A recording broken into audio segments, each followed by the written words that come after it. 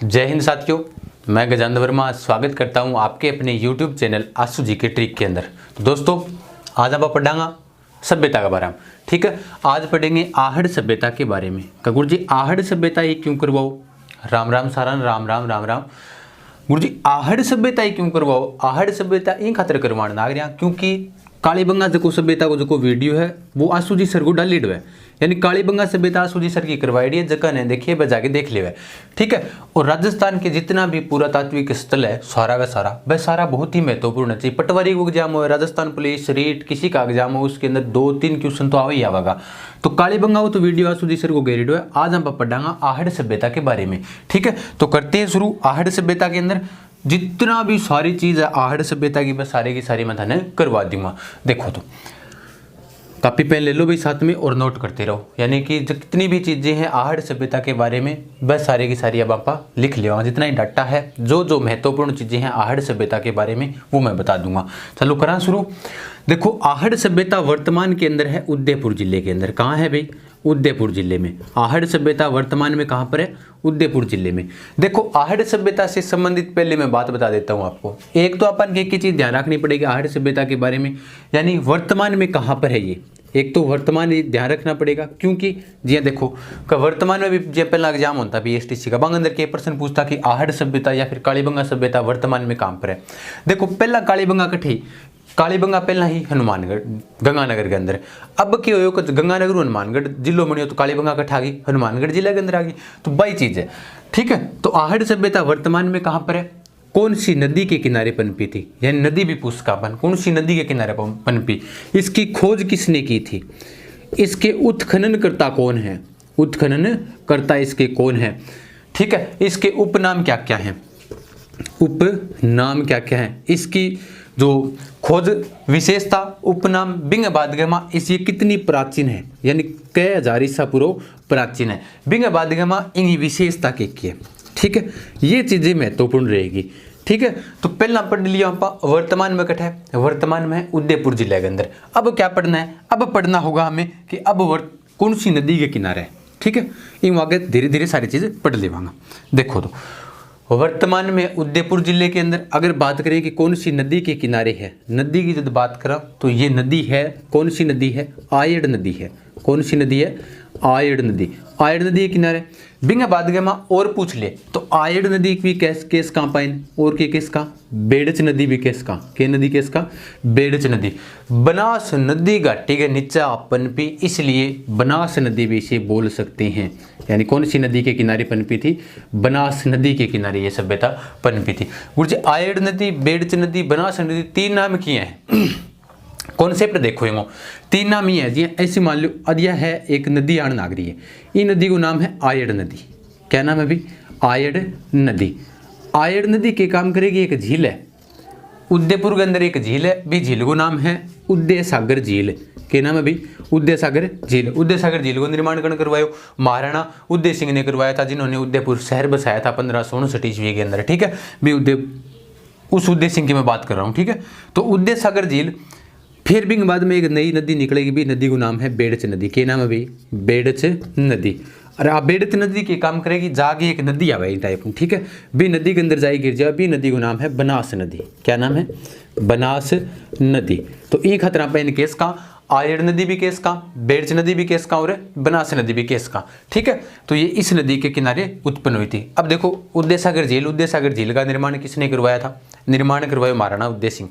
जल्दी से बताओ कमेंट करके, एक कथन बताओ कि उदय सिंह के बारे में ये कथन किसने कहा था कि यदि महाराणा सांगा और प्रताप के बीच में उद्देश्य नहीं होते तो मेवाड़ का इतिहास के पन्ने और अधिक उज्जवल होते। ये कथन किसने कहा था? जल्दी से बताओ कमेंट कर। ठीक है, ये तो हो गई इसकी नदी, होगी आयड़ नदी, बेड़च नदी, बनास नदी। ठीक है, ये हो गई। अब इसे मैं मिटा देता हूँ, उसके बाद मैं बताता हूँ आपको आगे इसकी इन उपनाम के। देखो आहड़ सभ्यता का उपनाम बहुत है। उपनाम कौन सा है? इसे कहते हैं ताम्रवर्ती नगरी। क्या कहते हैं? ताम्रवर्ती नगरी। अब पढ़ना रहेगा उपनाम, ध्यान रखियो उपनाम। ठीक है, ताम्रवर्ती नगरी। प्राचीन समय में इसे क्या कहते थे? प्राचीन समय में, तो प्राचीन समय में इनके होता ताम्रवर्ती नगरी। वो भी आगलो भी ध्यान रखना पड़ेगा अपन कि ताम्रवर्ती नगरी किन टाइम में बोलता। तो प्राचीन समय में इसे क्या कहते थे, ताम्रवर्ती नगरी कहते थे। बिंग बाद में अगर अपन पूछ ले कि ताम्रवर्ती सभ्यताओं की जननी कौन सी है, तो ताम्रवर्ती सभ्यता की जननी है गणेश्वर सभ्यता। ठीक है, सिक्कर के अंदर ताम्रवर्ती जिलो पूछ ले तो ताम्रवर्ती जिलो है जो कौन सा है, झुंझुनू है। तो ताम्रवर्ती नगरी कहते थे इसे प्राचीन समय के अंदर 11वीं और 12वीं शताब्दी, 11वीं और 12वीं शताब्दी में के होता है। ठीक है, आप ध्यान रखो, यदि एक एक चीज की लिखा वो 11वीं 12वीं शताब्दी में कहता है आघाटपुर। क्या कहते थे, आघाटपुर, आघाटपुर या फिर आघाट दुर्ग, आघाट दुर्ग इसे कहते थे।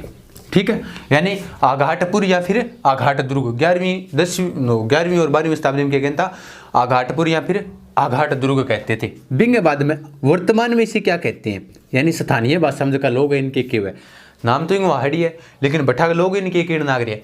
तो वर्तमान में इसे कहते हैं धूलकोट। क्या कहते हैं, धूलकोट सभ्यता। क्या कहते हैं भाई, धूलकोट सभ्यता।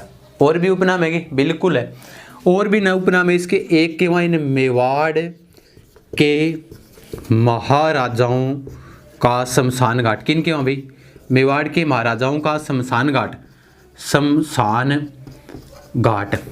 राइटिंग थोड़ी सी दिक्कत हो उसका। देखो मेवाड़ के महाराजा ने शमशान घाट क्यों कहवाए, आपको पता हो ध्यान में था ना, महाराणा प्रताप थे। महाराणा प्रताप की मृत्यु के बाद उनके पुत्र हुए थे जिसका नाम के अमर सिंह हो।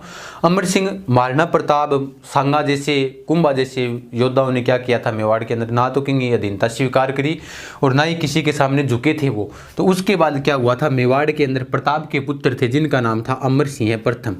अमर सिंह प्रथम कौन है भाई, ये अमर सिंह प्रथम है, महाराणा प्रताप के पुत्र है, किंग पुत्र है, महाराणा प्रताप को पुत्र है। आके काम करियो इंगा समय एक संधि हुई, जिस संधि को नाम हो मेवाड़ मुगल संधि। क्या नाम था, मेवाड़ मुगल संधि। जल्दी से कमेंट करके बताओ जल्दी जल्दी कि मेवाड़ मुगल संधि में हस्ताक्षर किस किस के हुए थे, यानी मेवाड़ की ओर से कौन था हस्ताक्षर करने वाला और मुगलों की ओर से कौन था हस्ताक्षर करने वाला। जल्दी जल्दी बताओ भी कमेंट करके। देखो अमर सिंह प्रथम की होगी मेवाड़ मुगल संधि होगी 5 फरवरी 1615। कद हुई, 5 फरवरी 1615 हुई। ठीक है, ये भी संधि के बाद में क्या हो कि अमर सिंह थोड़ा सुख निराश हो गयो, यानी आपके जीवन के अंदर सोचो आपनो जो का पूर्वज आ भी भाई अधीनता किंग स्वीकार कौन करी, तो आपा अधीनता स्वीकार कर लिया, यानी संधि कर ली। तो इन बंदा गलानी हुई, गलानी हुए बाद में ये अमर सिंह कहाँ चला गया था, आहड़ के अंदर चला गया था और वहीं पर इनकी क्या हो गई थी, मृत्यु हो गई थी। और आहड़ में इनकी क्या बनी हुई है, छतरी बनी हुई है। आहड़ में इनकी क्या बनी हुई भी, छतरी बनी रही है। तो जद के वहाँ पा मेवाड़ के महाराजाओं का शमशान घाट और आहड़ में सबसे पहले किंग छतरी है, तो अगर पूछ ले तो बात छतरी है अमर सिंह प्रथम की छतरी है। जल्दी से बताओ महाराणा प्रताप की छतरी कितने खंभों की है और कहाँ पर है, बताओ जल्दी जल्दी। ठीक है, तो मेवाड़ के महाराजाओं का शमशान घाट भी किन के वहाँ पा, आहड़ सभ्यता ने के वहाँ। और इसे कहते हैं मृतकों के टिल्ले की सभ्यता, मृतकों के टिल्ले की सभ्यता। किसे कहते हैं भी मृतकों के टिल्ले की सभ्यता, वो भी किसे कहते हैं, आहड़ सभ्यता को ही कहते हैं। मृतकों के टिल्ले की सभ्यता कहती हैं आहड़ सभ्यता को। लेकिन महासतियों का टिल्ला पूछ ले, महासतिया टिल्लो पूछ ले, नहीं ध्यान रखियो, नोट लगाए लिख लो कॉपी के अंदर।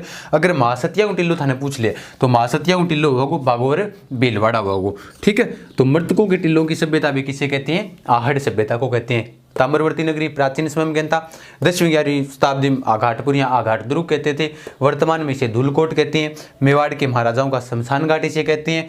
अमर सिंह प्रथम की यहाँ पर छतरी बनी हुई है। मृतकों के टिल्ले की भी सभ्यता इसे कहते हैं। ये हो गए इसके सारे के सारे उपनाम। और भी नाम है कि हाँ बिल्कुल नाम है, बनास संस्कृति भी विकास का, बनास सभ्यता भी इसे कह सकते हैं क्योंकि बनास नदी घाटी के क्षेत्र में ये सभ्यता की हुई उत्पन्न हुई। ठीक है, तो आ गया उपनाम हो गया, स्क्रीनशॉट ले लो मिटा दूं फिर। ठीक है, अब देखो ये हो गया कंप्लीट, उपनाम हो गए इसके। आर्य सभ्यता का भी, आर्य सभ्यता का सारा उपनाम। अब देखो इनकी खोज कर्ण करिए, खोजकर्ता भी बहुत ही महत्वपूर्ण है भी, खोजकर्ता, खोजकर्ता हर चीज याद रखनी पड़ेगी। क्रम वाइज जो लिखो, जहाँ पहला कठा है कौन सी नदी के किनारे बन भी है, फिर इनका उपनाम के है, अब इनका खोज करता है, फिर भी बाद में पढ़ा कितनी की प्राचीन सभ्यता है। खोज करता है, देखो सारों पहला बहुत खोज करिएंगे 1953 में। छोटा हीरो था, छोटा हीरो, छोटो भीम, छोटो भीम देखिए करोगे। ठीक है, 1953 में छोटे स्तर पर खोज की थी अक्षय कीर्ति व्यास ने। किसने की थी? अक्षय कीर्ति व्यास ने। और राजस्थान का जो प्रथम साप्ताहिक समाचार पत्र था वो सज्जन कीर्ति प्रकाशन था, ठीक है ना। वो बताना भी कहाँ से प्रकाशन हुआ था। राजस्थान का प्रथम साप्ताहिक समाचार पत्र। आहड़ सभ्यता की खोज करी 1953 में। यहाँ याद रखना है, छोटो हीरो है कौन है? अक्षय कुमार। छोटा हीरो है कौन है भाई? अक्षय कुमार। गुरु जी छोटो को नहीं बड्डो है बड्डो घना ही बड्डा है अक्षय कुमार हीरो है जो, लेकिन याद रखनी है छोटे स्तर पर सारों पहला खोज का खोज करी बिंगो नाम आवे अक्षय कीर्ति व्यास। यानी 1953 3 और जोड़ दियो। 1956 में एक व्यक्ति और आया जका नाम आवे RC अग्रवाल। क्या नाम है अभी? RC अग्रवाल। देखो आप पढ़ रहे हो सभी देख रहे हो, आज देख रहे हो। मेन बात क्या होती है? 8वीं की आवे हर बार एग्जाम में प्रश्न पूछे। आहड़ू पूछ लियो, चाहे काली बंगाऊ, चाहे बेराट से, चाहे गणेश्वर, आदि जगह महत्वपूर्ण स्थल है। हर बार 1-2 क्वेश्चन आवे। कौन सो एग्जाम दे लियो, सागे सागे कॉपी पेन ले लियो, लिख लियो। अगर अब समझना ना आ गया हो तो बिंग बाद दोबारा वीडियो देख लियो और वापिस से एक चीज नोट कर लियो, ठीक है। तो 1953 में छोटे स्तर पर खोज करी अक्षय कीर्ति व्यास और बड़े स्तर पर खोज की थी, यानी कुछ न कुछ, यानी थोड़ो सो आऊं बढ़ के करी खोज कण RC अग्रवाल। RC पूरा नाम जानोगे? RC रॉयल चैलेंजर होगी। रॉयल चैलेंजर होती है क्या? बताओ भाई जल्दी जल्दी। RC होता है रतन चंद्र अग्रवाल। कौन है भाई? रतन चंद्र अग्रवाल, ठीक है। RC की फुल फॉर्म है रतन चंद्र अग्रवाल। करेंगे बड़े स्तर पर खोज। फिर भी बाद में और कण करी, हाँ बिल्कुल इंग बाद में और खोज करेगी। 1961 में की थी इसकी खोज। कण करी HD सांखलिया। HD सांखलिया। गुरु जी HD को पूरा नाम देखो। HD को पूरा नाम है, वैसे तो इनको कहते हैं धीरजलाल सांखलिया, लेकिन ध्यान रखियो हंसमुख धीरजलाल सांखलिया आंगो पूरा नाम है। ये पुन्ना विश्वविद्यालय के क्या थे? प्रोफेसर थे। कौन सी विश्वविद्यालय के? पुन्ना विश्वविद्यालय के प्रोफेसर थे, याद रखियो। HD सांखलिया छोटे स्तर पर खोज की थी। छोटा हीरो अक्षय कुमार। फिर आया RC मतलब कि RC रॉयल चैलेंजर, यानी फिर आया रॉयल रतन चंद्र अग्रवाल, ठीक है। 1961 में फिर HD मायो सीन आयो। आहड़ सभ्यता की मायो HD मायो, देख लियो HD के अंदर। तो HD के अंदर आए थे, कौन आए थे? HD सांखलिया, हंसमुख धीरजलाल सांखलिया, पुन्ना विश्वविद्यालय में आया। बी टेम अगर अपन पूछ ले कि ये तो आए थे भारत सरकार की ओर से, अगर हमें पूछ ले कि उस वक्त इनके साथ में राजस्थान पुरातात्विक विभाग ने इनके साथ किन को भेजा था, तो राजस्थान जो पुरातात्विक विभाग था, राजस्थान पुरातात्विक विभाग, तो राजस्थान पुरातात्विक विभाग की अगर मैं बात करूं तो राजस्थान पुरातात्विक विभाग उन 2 व्यक्ति गया। कौन कौन गया? एक तो गया विजय कुमार, ध्यान रखो लिखो इसी साथ में, और एक गया था PC चक्रवर्ती। कौन गया था भाई? PC चक्रवर्ती। 2 व्यक्ति गया। की का न्यू गया? राजस्थान पुरातात्विक विभाग का न्यू गया, ठीक है। देखो अक्षय कीर्ति व्यास, फिर RC आए, फिर HD में देखा इनको, ठीक है। तो राजस्थान सरकार की ओर से, राजस्थान पुरातात्विक विभाग की ओर से कौन आए थे? विजय कुमार या फिर PC चक्रवर्ती आए थे, ठीक है। अब देखो ये तो हो गए इसके उत्खननकर्ता, ठीक है। उत्खननकर्ता एक चीज याद रखो, छोटे स्तर पर फिर बड़े स्तर पर बाद में कण खोजी और कण खोजी, ठीक है। आ गएगा उत्खननकर्ता, लिख लियो जल्दी से, मैं मिटाऊं स्क्रीनशॉट लियो तो स्क्रीनशॉट ले लियो। अब देखो क्या क्या हो गई। आहड़ सभ्यता वर्तमान में कहां पर है? कौन सी नदी के किनारे पनपी थी? इसका सन क्या था, ठीक है, यानी खोजी किसने थी? इसके उपनाम क्या थे? अब पढ़ांगा प्राचीन कितनी है, यानी इसके सन से संबंधित अगर मैं बात करूं कितनी प्राचीन है। देखो वैसे तो इतिहासकारों ने इसे माना है 4000 ईसा पूर्व प्राचीन। कितनी मानी है? 4000 ईसा पूर्व प्राचीन। ये सभ्यता ने मानी है 4000 ईसा पूर्व प्राचीन। वीडियो कैसा लग रहा है ये भी आप जरूर बताना कमेंट कर सभी कि आहड़ सभ्यता आपको समझ में आ रही है या नहीं आ रही है, ठीक है। साथ साथ में लिखते रहो इसे। सन की बात करें आप तो सन है 4000 ईसा पूर्व प्राचीन, इतिहासकारों ने माना है। लेकिन गोपीनाथ शर्मा क्या कहता है? गोपीनाथ शर्मा है वो इस सभ्यता को बताते हैं 1900 ईसा पूर्व से लेकर 1900 ईसा पूर्व से 1200 ईसा पूर्व, यानी गोपीनाथ शर्मा के अनुसार 1900 ईसा पूर्व से लेकर 1200 ईसा पूर्व प्राचीन है। कौन सी सभ्यता? आहड़ सभ्यता।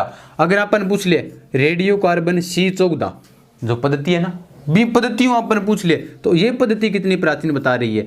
ये बता रही है 2000 ईसा पूर्व से 1200 ईसा पूर्व प्राचीन है। ठीक है, यानी गोपीनाथ शर्मा 1900 ईसा पूर्व प्राचीन बताने नागरिक है, 1900 ईसा लेके 1200। कार्बन C14 के बताने आ रही है 2000 ईसा पूर्व लेके 1200 ईसा पूर्व प्राचीन बता रही है। और अगर हमें पूछ ले यहाँ पर जो बर्तन मिले हैं उन बर्तनों के आधार पर इसकी जो सभ्यता है वो कितनी प्राचीन है, तो बर्तनों के आधार पर अगर हमें पूछ ले ये सभ्यता कितनी प्राचीन है तो वो है 2000 ईसा पूर्व से 1000 ईसा पूर्व। ठीक है, 2000 ईसा पूर्व लेके 1000 ईसा पूर्व तक प्राचीन है। अध्ययन बारे हम सन्नु संबंधित कथना कई हजार ईसा पूर्व प्राचीन है, 4000 ईसा पूर्व इतिहासकारों ने माना है। गोपीनाथ शर्मा इसे 1900 से 1200 ईसा पूर्व प्राचीन बताता है। कार्बन C14 2000 से 1200 बताती है। बर्तन है यहाँ पर वो क्या बताते हैं 2000 ईसा पूर्व से लेकर 1000 ईसा पूर्व तक कि ये सभ्यता प्राचीन है, यानी बर्तन मिले हैं उनके आधार पर माना है हमने ये।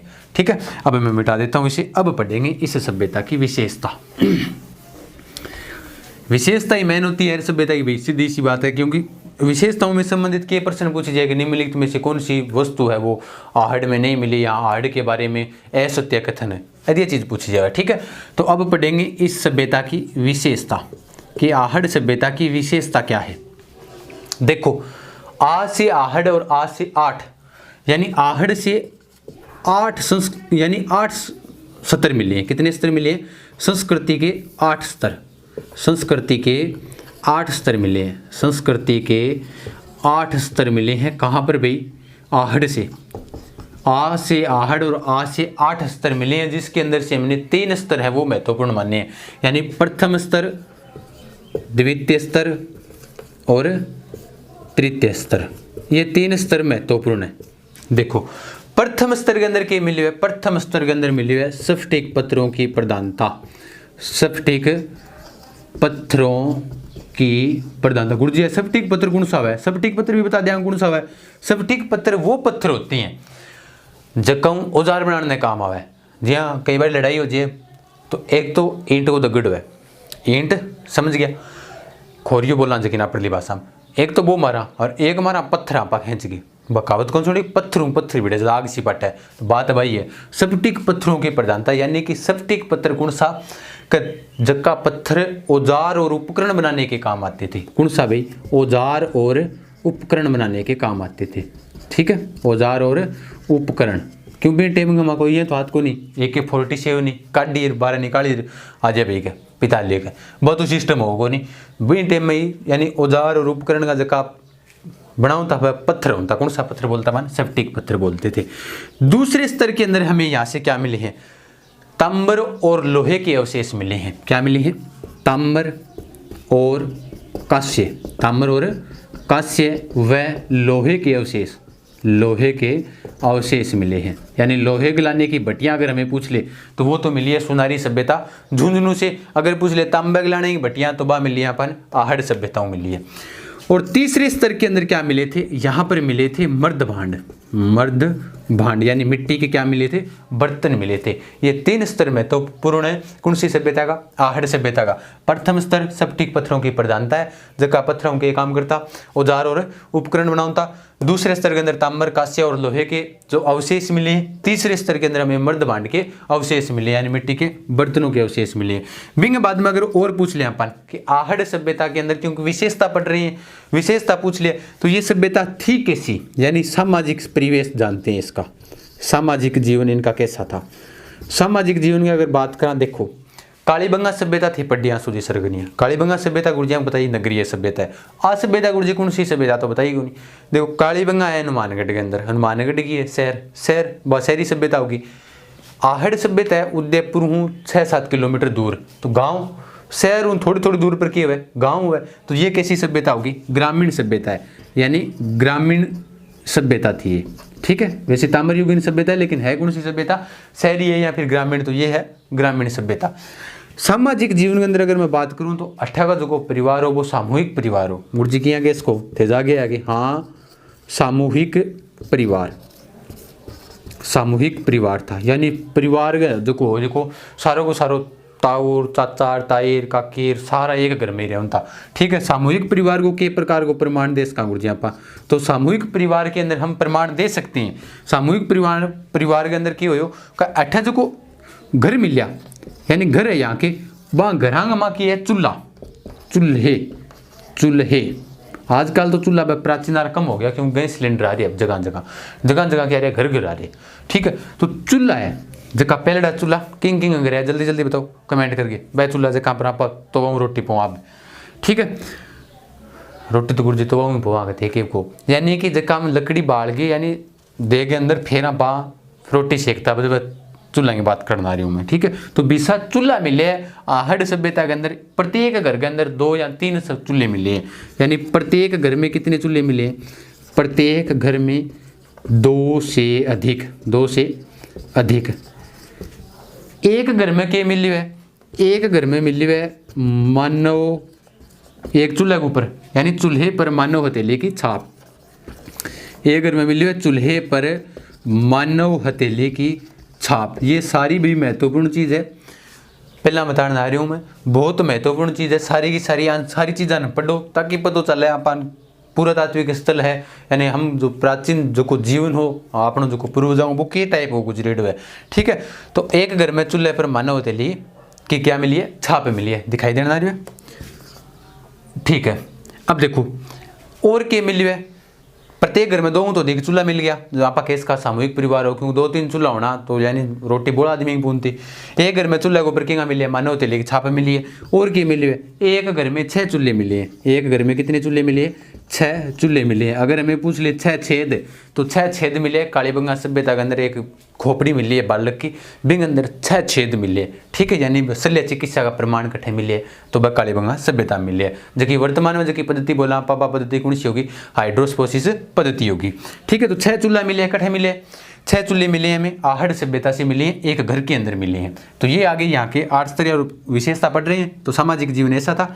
अब देखो घरां की बात करना रहा, घर कैसे थे? घर थे कच्ची ईंटों के।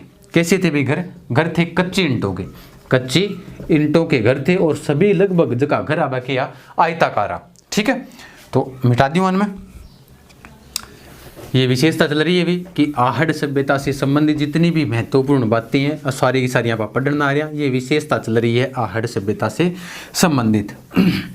अब देखो गुरुजी और क्या चीज़ मिली है? अब देखा जी विशेषता जी मेन चीज़ें मिली है वह पढ़ांगा बापा। ठीक है, यानी और क्या क्या चीज़ें मिली है यहाँ पर आहड़ सभ्यता संबंधित चलन आ रही है। अपना जगह लोग हा बारे भी व्यापार करता है गुरुजी, यानी एक इसी चीज मिली अपन भी प्रमाण अपन वो लागे हुए ए लोग आज का बारे भी व्यापार करता किया करता। देखो बिना हत्थे का यहाँ पर क्या मिला है? बिना हत्थे का जलपात्र क्या मिली है? बिना हत्थे को जलपात्र मिली है गुरुजी। वो किसो है? बिना हत्थे का जलपात्र, यानी इन टाइप वो एक अपने घर में जो पानी पीना और जग को नहीं होगी। ठीक है, वो मिली है। इंगे के को नहीं हत्थों को डांडी को नहीं पकड़ना रही। ठीक है, आपने घर अंदर हुए डांडी वाले लोटे जकान बोलना आपा, तो औदियो को नहीं बिना हत्थे का जलपात्र है। तो गुरुजी प्रमाण किया आपने गन कह दिया विदेश के सागे भी अपना व्यापार है, बिल्कुल प्रमाण है। ऐसा ही सेम टू सेम जो कोई इश्यू जो जलपात्र मिली हुई नहीं इश्यू सेम टू सेम कट्ठे मिली हुए ईरान व बलूचिस्तान की ओर मिला है। कहाँ मिला है अभी? ईरान और बलूचिस्तान में मिला है। तो ईरान और बलूचिस्तान में मिली हो तो इंगो प्रमाण पाओ लगा अपना जगह व्यक्तियां जगह व्यापार का संबंध वह कटते का आड़ सभ्यता का लोग वह ईरान और बलूचिस्तान तानिया। ठीक है, बिना हत्थे का जलपात्र मिला है। एक तो ये विशेष बात है, नोट लगा कर लिखने ऐसी आप। उसके बाद एक नोट लगाकर और लिखनी है आपको, अठे जगह अनाज रखना का जगह स्थान होता बान के किनता, यानी आड़ सभ्यता के अंदर जगह अनाज रखने के स्थान थे उन्हें गोरे या फिर क्या कहा जाते थे? कोठे कहा जाते थे। अनाज रखने का स्थान, अनाज रखने का स्थान, अनाज रखने का स्थान ना पाके क्या होता? गोरे या फिर कोठे कहा जाता था अनाज रखने के स्थान को। अब देखो गोरे से याद आयो 2 देशांतर रेखाओं के जो बीच का स्थान होता है वो क्या कहलाता है? गोरे या फिर गोरे कहलाता है। 2 अक्षांश रेखाओं के बीच का स्थान क्या होता है? जल्दी जल्दी बताओ भी। 2 अक्षांश रेखाओं के बीच का स्थान को क्या कहते हैं? 2 अक्षांश रेखाओं के बीच का स्थान और 2 अक्षांश रेखाओं के बीच में दूरी, यानी गोरे या फिर कोठे की इनके वहाँ अनाज रखना स्थान है बिन के वहाँ बिंग बादगमा, यानी 2 देशांतर रेखाओं के बीच का स्थान भी क्या कहलाता है? गोरे या फिर गोरे कहलाता है। ये हो गया, नोट लगाकर लिख लिया। अब देखो अठे मिली है लगभग 40 तांबे की खदान। कितनी मिली है? 40 तांबे की खदानें मिली है। कौन सी सभ्यता में? आहड़ सभ्यता में, क्योंकि मैंने भी इसे कहते थे प्राचीन समय के अंदर ताम्रवर्ती नगरी कहते थे। ताम्रवर्ती नगरी के सागे सागे याद रखना पड़ेगा। ताम्रवर्ती सभ्यता की जननी कौन सी है? वह है गणेश्वर सभ्यता। ठीक है, तो 40 तांबे की खदानें कहाँ से मिली है? 40 तांबे की खदाना मिली है आहड़ सभ्यताओं, जगह के अंदर मतून और उमरा, मतून और उमरा, इसे भी लिख लेना भाई नोट लगाकर, मतून और उमरा। एक ही है गुरु जी, मतून और उमरा। ए है तांबे के शोध के केंद्र थे, तांबर शोधन केंद्र। कण खोजा तो बड़े स्तर पर खोज कण करी RC अग्रवाल ने, इन्होंने खोजे थे। के खोजा?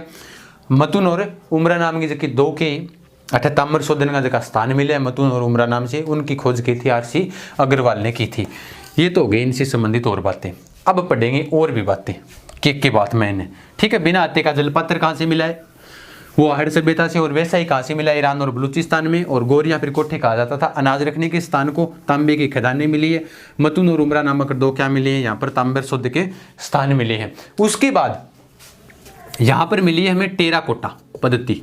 टेराकोटा पद्धति देखो, टेराकोटा मोलेला गांव, रासमंद, हरजी गांव जालोर की प्रसिद्ध है, जिसके अंदर से मोहनलाल कुमार को राष्ट्रपति अवार्ड मिल चुका है। तो टेराकोटा पद्धति कौन सी है? जी हाँ, कोई मिट्टी है, मिट्टी की जगह मूर्ति है, भी मूर्ति इनके काम करो, पहला बिन पका ली, फिर बिन आग के अंदर पका ली, बाक पद्धति कौन सी है? टेराकोटा है। ठीक है, तो टेराकोटा कठे प्रसिद्ध है। मोलेलिया गांव राजसमंद की, दूसरा गांव, दूसरा शहर माना जाए तो हरजी गांव है जालोर के अंदर। और मोहनलाल कुमार को क्या मिल चुका है? राष्ट्रपति अवार्ड मिल चुका है। टेराकोटा तो आगे की प्रसिद्ध। बल्लू पोट्री आगे जयपुर की, कागजी पोट्री है वो अलवर की प्रसिद्ध है, और ब्लैक पोट्री कहाँ की है? कोटा की है। ठीक है, बल्लू पोट्री को कौन लेकर आया था? बल्लू पोट्री को मानसिंह लेकर आए थे। कहाँ से लेकर आए थे? लाहौर से लेकर आए थे। लाहौर कौन लेकर आया था? लाहौर पर्सिया ईरान इराक से अकबर लेकर आया था। बल्लू पोट्री का स्वर्णकाल जल्दी से बताओ किस राजा का था? कछुआ वंश के किस राजा का बल्लू पोट्री का स्वर्णकाल था? जल्दी जल्दी बताओ भाई। टेराकोटा पद्धति पर क्या मिली है? टेराकोटा पद्धति पर अठे मिली है मूर्तियां। क्या मिली है? मूर्तियां। मूर्तियां मूर्तियां हैं कौन सी पद्धति के ऊपर है? टेराकोटा पद्धति के ऊपर। यानी कि पहला तो मिट्टी की बनाई, फिर बाद आग में पका ली। तो यहाँ पर 4 मानव मरण मूर्तियाँ मिली है। मानव मरण मूर्तियाँ मिली है। ठीक है गुरुजी, यदि तो कोई ज़्यादा खास बात को नहीं, 4 मानव मरण मूर्तियाँ मिल गई। लेकिन खास बात की है कि एक अठे मिली है नारी की खंडित मूर्ति। खंडित मूर्ति बेचारे नारी की मिली है भाई। नारी की क्या मिली है? खंडित मूर्ति मिली है। किसकी? नारी की। और इसकी विशेष बात क्या है? अण नारी है जो कि कमर के नीचे के पैर रखे हुए है, घाघरियो पहन रखे हुए। ठीक है, घाघरिया, घाघरा, घाघरा सैर घूमे रे घूमे मारा घाघरा सुने लोगो। ठीक है, खंडित मूर्ति नारी की है जिसने कमर के नीचे क्या पहन रखा है? कमर के नीचे पहन रखा है घाघरा। कमर के नीचे क्या पहन रखा है? घाघरा पहन रखा है। ठीक है, आ मिली है नारी की मूर्ति। और के मिली हुए? और मिली हुई है बेल की मूर्ति मिली है, एक बेल की मूर्ति, और उसको संज्ञा दी है। ये भी बात महत्वपूर्ण है। आहड़ सभ्यता में जबकि बेल की मूर्ति मिली है, बिना संज्ञा दी है बनासियल बुल्स। बनासियल बुल्स की संज्ञा दी है। किंग संज्ञा दी है भाई? बनासियल बुल्स की संज्ञा दी है। और एक और है देखो, ओजियाना सभ्यता भीलवाड़ा के अंदर है, बदनौर भीलवाड़ा के अंदर। वहां पर सफेद रंग की क्या मिली है? बेल की मूर्ति मिली है, बिना पकिंग की संज्ञा दी है। जल्दी से कमेंट करके बताओ। यानी आहड़ सभ्यता हम जबकि मिली है बिन तो आप बनासियल बुल्स की संज्ञा दे दी। लेकिन अगर हमें पूछ ले ओजियाना सभ्यता के अंदर कौन सी मिली है, तो ओजियाना जल्दी से कमेंट करके बताओ भी उसको किसकी संज्ञा दी है। ओजियाना सभ्यता जो भीलवाड़ा के अंदर है, कौन सी नदी के किनारे? जल्दी जल्दी बताओ भी। ठीक है, कोठारी नदी के किनारे है। कोठारी नदी के ऊपर क्या बना हुआ है? मेजा बांध बना हुआ है। तो बेल की मूर्ति जिसे किसकी संज्ञा दी है? बनासियल बुल्स की संज्ञा दी है। उसके बाद और यहाँ से क्या याद रखना है? विशेष रूप से याद रखना है, रंगाई छपाई के ठप्पे कहाँ पर मिले हैं? रंगाई छपाई के ठप्पे। रंगाई छपाई के ठप्पे नापने तोलने का बाट, नापने तोलने के बाट, ये भी कहाँ से मिले हैं? आहड़ सभ्यता से मिले हैं। ठीक है, रंगाई छपाई का ठप्पा, नापने तोलने को बाट। एक मिनट चाहिए नहीं है मार्करों में। रंगाई छपाई के ठप्पे, नापने तोलने के बाट, ये भी कहाँ से मिले? आहड़ सभ्यता से मिले। और एक मिली है आटो पीसनारी चाकी। किंग किंग करे भाई बताओ जल्दी जल्दी। आटा पीसनारी चाकी, आटा पीसने की चक्की। तो आटा पीसने की जो चक्की मिली है वो भी कौन सी सभ्यता से मिली है? आहड़ सभ्यता से ही मिली है, ये भी आप ध्यान रखना, ठीक है, आहड़ सभ्यता से मिली है। अब मुद्रा मिली है, जैसे 6 तांबे की क्या मिली है? मुद्राएं मिली है, और 3 क्या मिली है? मोहरें मिली है। वो भी आप लिख लो साथ साथ में, वो मैं जल्दी से बता देता हूँ आपको। फिर देखो ये सभ्यता बहुत महत्वपूर्ण है। जो सभ्यताएं है ना, बेराट सभ्यता कालीबंगा सर की करवाई हुई है, आंसू जी सर की, वो आप देख लेना। आहड़ सभ्यता मैं करवा रहा हूँ। उसके बाद बेराट सभ्यता है, गणेशपुर सभ्यता है, रेड सभ्यता, रंगमहल सभ्यता, जो महत्वपूर्ण सभ्यता है ना, इन्हीं से संबंधित हर बार एग्जाम में प्रश्न पूछे जाते हैं। और आप ध्यान करके याद रखना भी, इन चीज़ों को आप एक एक चीज़ नोट कर लिख लेना, ताकि भविष्य में जब भी कोई एग्जाम अभी मौका था कोई दिक्कत नहीं हुए। अब देखो यहाँ पर मिली है 6 तांबे की मुद्रा, 6 तांबे की मुद्रा, क्या मिली? 6 तांबे की मुद्रा मिली है। बिंग बाद के अंदर 3 क्या मिली है? यहाँ पर मोहरें मिली है, 3 मोहरें, और 6 तांबे की मुद्रा मिली है। तो देखो एक मुद्रा है नहीं, एक तांबे की मुद्रा, एक तांबे की मुद्रा। बिंग आकृति थोड़ी सी गजब है, गजब किसी का। देखो यहाँ ये होगी एक साइड और पासो, ये पासा नाम हो गया टेल, और ये पासा नाम क्या हो गया? हेड हो गया। तांबे की मुद्रा है तो एक साइड में देखो हेड है नहीं, हेड के ऊपर एक तरफ तो आकृति है त्रिशूल की आकृति है, त्रिशूल की आकृति, किंग आकृति है भाई, त्रिशूल की आकृति है। और दूसरी तरफ किंग आकृति है, दूसरी तरफ है यूनानी देवता की, यूनानी देवता। और ये कमेंट करके बताओ भी कौन सी देवता है? यूनानी देवता। यानी कि 8 मिली है 6 तांबे की मुद्रा, 3 मोहरें मिली है। एक तांबे की मुद्रा का मतलब एक तरफ किंग आकृति है, त्रिशूल की आकृति है, दूसरी तरफ किंग है यूनानी देवता की। आपको ये बताना है ये यूनानी देवता है कौन से, जल्दी जल्दी बताओ भाई। यानी यूनानी देवता का नाम क्या है, जिन्होंने हाथ में क्या ले रखा है? इनके हाथ में तो है तीर, ठीक है, नैनो से यूना चला तीर तू, ठीक है। तो यूनानी देवता है, हाथ के अंदर क्या मिला है? जिसके तीर, और इसके पीछे यानी गर्दन के पीछे जो तरकस को लगा हुआ क्या पा जब हम तीर डाला, तो इसके पीछे क्या लगा हुआ है? पीछे लगा हुआ है तरकस, ठीक है, ये भी ध्यान रखना।